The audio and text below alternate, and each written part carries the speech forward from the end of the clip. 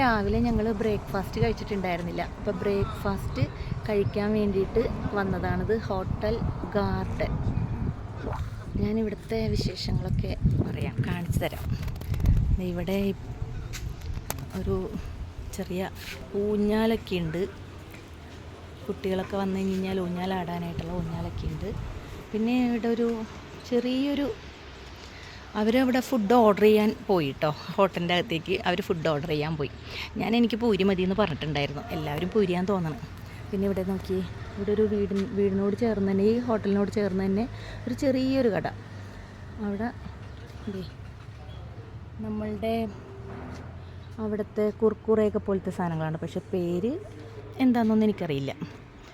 അങ്ങനെ ഫുഡ് കഴിക്കാൻ ഇത് എന്നെ അവിടെ വിളിച്ചുകൊണ്ടിരിക്കുകയാണ്. ചേച്ചി അയ്യേ എന്ന് വിളിച്ചു ഫുഡ് കഴിക്കാൻ. അപ്പം ഞാൻ ഫുഡ് വന്നു എന്നാണ് അവർ പറഞ്ഞത്. അതെ, വന്നു. അവരൊക്കെ ഫുഡ് കഴിക്കാനിരിക്കുകയാണ്.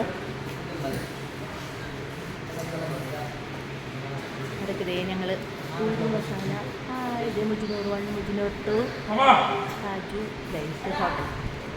ഇതാണ് ഹോട്ടലിൻ്റെ അകഭാഗം, അകത്തുള്ള സ്ഥലം.